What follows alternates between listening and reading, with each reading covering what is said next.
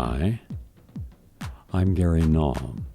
This is a part of an ongoing series of video bios. It's a way of allowing people who don't know who I am, but are interested in my career and perspectives and how I've evolved, I've grown, how I've learned lessons and shared them with other people.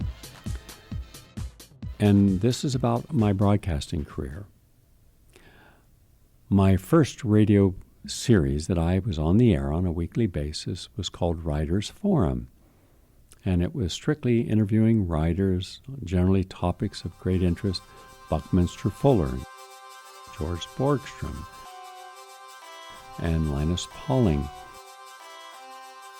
Rene Dubot, hundreds of people I interviewed on very heady topics. To really do a good radio interview, you have to read the material and become very familiar with the author, their background, and what they're trying to say.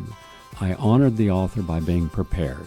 This led to me being invited on to the John Gambling Show, one of the original premier programs in all of radio in the United States. It was on WR. And then Joan Hamburg as a guest, and Sally Joseph Raphael. I was a guest during Rating Sweep, and that was because people were interested in the topic of health, and I was also a health advocate. I was the only young person. There was no one else young in the field talking about healthy topics because I just happened to have had a series of best-selling books on health and nutrition. Then one day, I was asked by a gentleman named Bob Smith, who had been the president of RKO Radio and Television, which at that time was the powerhouse in broadcasting radio in the United States. And he said, you should have a daily show. So he introduced me to Helen Strauss of WMCA, and they had been broadcasting for a long time, and I was given a chance to do a show in the afternoon, the dead hours when people weren't listening. But turns out we went from a very low rating of around 2,000 quarter-hour listeners to over 100,000, to where I was the number one listened to radio program in the afternoon in the United States on a little 5,000-watt station with a lot of people. That's where Sally Jesse was, Barry Farber, Long John Neville, Candy Jones, Bruce Williams, Barry Gray, a legend in radio. So they had all these heavyweights doing talk, and I had the number one program. And so I went from WMCA over to WBAI. I went from very high up to a station that was doing the worst. My agent, he said, do you want to go on ABC or CBS? You can pick your choice. And I said, no. I want to help the one station that needs most help. And at the time, the last station in all of New York was WBAI. It had had its moment. It was a guiding light for activists who were concerned about the Vietnam War, the civil rights movement, women's movement, anti-abuse of human movement. It was really great. It was relevant.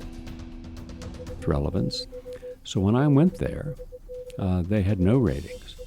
But over a short period of time, I built the ratings up until we were once again relevant. And it was a wonderful time. It was an exciting time. I've been there for 45 years, and it's the longest-running, daily, uninterrupted, non-commercial radio program in American history. It's the longest-running health program in American history. At the same time I was on non-commercial radio, I also was on commercial radio.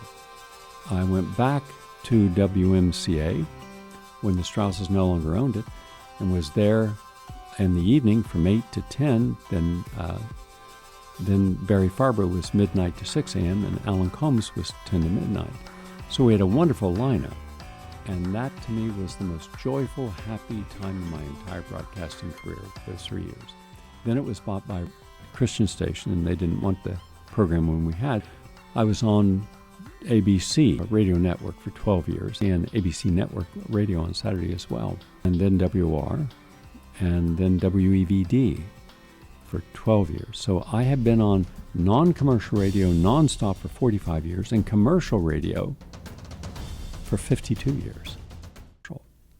And so I brought people from ABC and WR and WMCA and WEVD over to WBAI. The whole Pacifica Foundation is struggling. I was on KPFK in Los Angeles, 6 hours a week for 33 years, and WPFW for 36 years.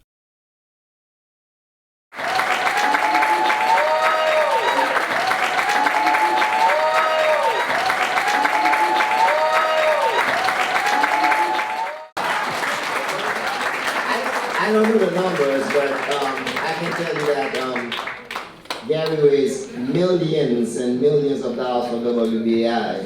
And without Gary, there would not be a WBAI. So. Then I started the Progressive Radio Network 14 years ago. And we're the number one progressive radio station in the world. My program's number one in the world. We've had over 100 million downloads of my program, and we have some of the finest voices. Abby Martin, Ralph Nader. We have the people who are really making a difference, and here they can't be censored. Here they have an opportunity to do the best they can, and they do. So we have a very conscientious audience, an extraordinarily conscientious host. So I'm still going every day, Monday to Friday, noon to 1, and then Tuesdays with the Progressive Commentary Hour, 7 to 8. We have a massive archive with over 20,000 shows. We're here to help people, engage them in critical thought, and empower them to live longer and healthier lives. Thank you.